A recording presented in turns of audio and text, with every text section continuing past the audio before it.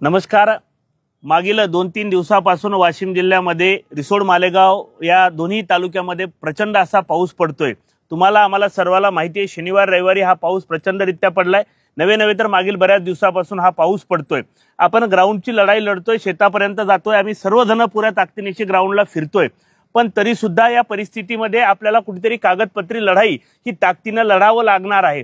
निस्ते कागदपत्र आपण समोर पोहोचवून नाही तर किमान त्याचा पाठपुरावा झाला पाहिजे, हे सुद्धा तुम्हाला आम्हाला माहिती आहे। कारण प्रशासनापाशी बसल्याशिवाय पाठपुरावा होत नाही, हे सुद्धा तुम्हाला आम्हाला प्रत्येकाला माहिती आहे। म्हणून आज आपण सर्वजण इथे येताना सन्माननीय आमदार अमितजी जनक साहेब सुद्धा, ज्यांनी आज आपल्या रिसोड मालेगाव मतदारसंघच नव्हे तर अख्ख्या जिल्ह्याची लिस्ट आणि समोर बघून पूर्ण जिल्ह्याचा डाटा सन्माननीय कलेक्टर मॅडम कडून आज त्यांनी घेतलेला आहे। त्यांना सुद्धा आपण बोलणार आहोत की दादा कुठल्या पद्धतीत आणि किती जिल्ह्यामध्ये किंवा जिल्ह्यातली जी परिस्थिती, तुम्ही सुद्धा आम्ही सुद्धा ग्राउंडला लढतोय, तुम्ही सुद्धा लढा लागले, परंतु तुम्ही आज आम्ही तुमचं अभिनंदन याच्यासाठी करतो की तुम्ही भलेही एक दिवस आपण शनिवार रविवार असल्यामुळे लेट झालो, परंतु टेक्निकल लढाईमध्ये तुम्ही पूर्ण कागदपत्र रेडी केले होते आणि सर्वांना लाभ मिळेल अशा पद्धतीत रेडी केले होते। त्यामुळे खरं तर तुमचं अभिनंदन करतो आणि मी तुम्हाला विनंती करतो की सर्वांना कळू देत की आपल्या जिल्ह्याची, आपल्या मतदारसंघाची नेमकी परिस्थिती काय, आपल्या दोन तालुक्याची। सर्वप्रथम अण्णा, मी आपल्याला सांगू इच्छितो की परिस्थिती अतिशय बिकट आहे। तुम्ही आम्ही सगळे जमिनीवर काम करणारे लोक आहोत आणि मागच्या 2-3 नव्हे तर मागच्या 2 महिन्यापासून आपण बघून राहिलेलो आहे। हे 2-3 दिवसातला विषय नाहीये। आपल्या तालुक्यांचा जो विषय आहे हा मे महिन्यापासून जो पाऊस पडलेला आहे, त्या पाऊस पडल्यापासून आपल्या जमिनीची खराबी सुरुवात झालेली आहे। आपण पेरण्या जरी केल्या असतील पण अति पावसामुळे आज त्या पिकांची परिस्थिती अतिशय वाईट अण्णा झालेली आहे। तुम्ही सुद्धा 1 तासापासून माझ्या समवेत कलेक्टर मॅडम सोबत आपण सगळेजण बसलो, आरडीसी साहेबांसोबत बसलो। आपण जो पाणी पडला म्हणजे पाऊस पडला त्याच्या बाबतीतच चर्चा नाही केली तर पीक विम्याची सुद्धा चर्चा, आपण भविष्याचा सुद्धा जे काय आपल्याला लढाई लढायची आहे त्या दृष्टीने आपण चर्चा केलेली आहे। आज आपल्याला कलेक्टर मॅडमने जवळपास जो आराखडा दिलेला आहे आपल्या जिल्ह्याचा, 2 तालुकेच नव्हे तर अख्ख्या जिल्ह्याचा दिलेला आहे, तर आश्चर्य वाटतो की काही रेव्हेन्यू सर्कलमध्ये 5-5 वेळा अतिवृष्टी या 2 महिन्यात झालेली आहे। काही रेव्हेन्यू सर्कलमध्ये 3-3, 4-4 वेळा अतिवृष्टी झालेली आहे। नदीकाठचे सर्वे यांनी यापूर्वीच केलेले आहेत, पण आता आपले सगळ्यांची मागणी होती अण्णा की सरसकट सर्वे झाले पाहिजेत। त्या दृष्टीने सकारात्मकता कलेक्टर मॅडमनी आपल्या सगळ्यांना दाखवलेली आहे आणि येत्या 1-2 दिवसात एक दादा तुम्हाला थोडंसं विचारतोय, तुम्ही आता उच्चार केलाय, आम्ही भले दूर होतो थोडंसं, पण जे 5-5 वेळेस ज्या एरियामध्ये ज्या रेव्हेन्यू सर्कलमध्ये पाणी झालं असं कुठलं आपल्या एरियातलं पण मंडळ आहे का? रिसोड रेव्हेन्यू सर्कल जे आहे यावेळेस 5 वेळा अतिवृष्टीचं रेकॉर्ड कलेक्टर मॅडमने ते रेकॉर्ड सुद्धा आपल्याला अवेलेबल करून दिलं आणि त्यांचे सुद्धा मी आश्चर्य व्यक्त करतो की त्यांनी सगळं रेकॉर्ड मेंटेन केलेलं आहे आणि त्यांची यंत्रणा सुद्धा तत्पर आहे। हे रेकॉर्ड त्यांनी मेन्शन आपल्याला करून दिलेलं आहे। त्याच्यानंतर 4 वेळा जे आपल्या वाशिम जिल्ह्यामध्ये झालं तर नागठाणा वाशिम तालुक्यातला आहे, वाकद आपल्या रिसोड तालुक्यातला आहे, मालेगाव रेव्हेन्यू सर्कल असेल, मुळा रेव्हेन्यू सर्कल असेल, करंजी रेव्हेन्यू सर्कल असेल, या मागच्या 2 महिन्यात 4 वेळा या अतिवृष्टी या रेव्हेन्यू सर्कलमध्ये झालेली। तर आपण विचार करू शकतो की काय परिस्थिती शेतकऱ्यांवर आहे, तिथल्या शेतपिकांवर आहे।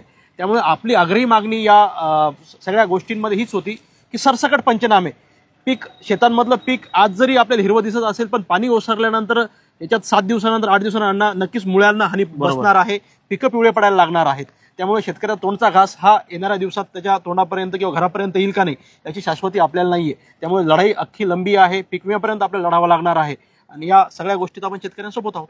बरोबर, नक्कीच तुम्हाला आम्हाला यासाठी आपण आज लाईव्ह आलोय की तुम्हाला आम्हाला प्रत्येक शेतकऱ्याला असं वाटते आज रोजी प्रत्येकाच्या बांध्यावर आपण आलं पाहिजे। तुमची भावना ठीक आहे, परंतु त्या भावनेसोबत दुसरी एक गोष्ट सांगतोय, बांध्यावर यायला काही हरकत नाहीये, पण त्याचबरोबर प्रशासकीय लढाई सुद्धा आपण जी अमित दादांनी आता सांगितली, जसे 4-4 वेळेस त्यांच्या याच्यावर लिहिलेलं दिसतंय मला मॅडमने दिलेलं की चांडस सारखं सर्कल सुद्धा बसलंय, आपल्या साऱ्या एरियातले सर्कल त्यामध्ये बसलेले आहेत आणि त्या रेव्हेन्यू सर्कलचा पूर्ण अभ्यास डाटा सुद्धा त्यांनी सांगितलाय। म्हणजे याचा अर्थ काय तर आजच्या या डाट्यावरून सिद्ध होतंय की कुणी कुठल्या बांध्यावर आलो नाही तरी माझी शेतकरी मायबापाला विनंती आहे, 100% आम्ही तुमच्यासाठी रस्त्यावर येऊ, परंतु टेक्निकल बाजूने असं आज रोजी निदर्शनात 100% येतंय की टेक्निकल बाजूने हा प्रस्ताव पूर्णच्या पूर्ण सन्माननीय आमदार साहेबांनी आज पत्र दिलंय आणि हा जो प्रस्ताव आपल्या पुढे त्यांनी मांडलाय हा प्रस्ताव पूर्ण कलेक्टर ऑफिसचा आहे आणि ह्याच्याच लेवलनं याच्याच ताकदीनं पूर्ण एरियातल्या रिसोड मालेगाव प्रत्येकाला मदत मिळेल, कुठेही कुठलाही शेतकरी राहणार नाही। दुसरी गोष्ट दादा एक पुन्हा रिपीट तुम्हाला विचारतोय की तुमची जी मॅडम सोबत चर्चा झाली सरसकट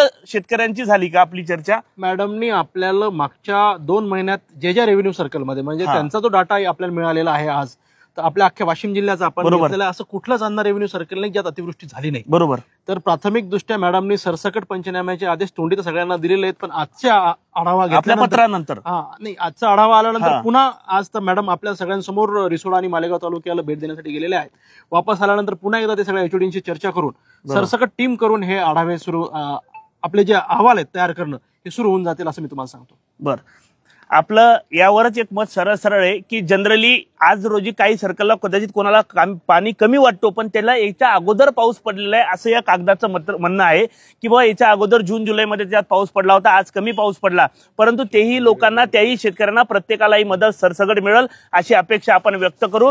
एका बाजूला आपण ग्राउंडची लढाई 100% लढू, दुसऱ्या बाजूला आपण ही आज कागदपत्री लढाई सुद्धा कलेक्टर ऑफिसला लढली. मी सन्माननीय आमदार साहेबाला ही सुद्धा आपल्या साऱ्याला लाईव्ह मध्ये विनंती करतो, आम्ही सारे जरी सोबत असलो तरी, की साहेब आपले राज्याचे पालकमंत्री, राज्याचे आपल्या जिल्ह्याचे पालकमंत्री हे आपल्या जिल्ह्याचे पालकमंत्री राज्याचे कृषी मंत्री आहेत आणि त्यांना तुम्ही उद्या परवा जेव्हाही तुमची भेट होईल तेव्हा आमची तुम्हाला सर्व शेतकऱ्याच्या वतीनं सर्वांच्या वतीनं ही सुद्धा विनंती आहे की उद्याच्या येणाऱ्या काही काळात जे काही तुमच्या मिटिंग असतात मुंबईला तेव्हा भेटून आमच्या सर्व शेतकऱ्याला ही मदत मिळाली पाहिजे.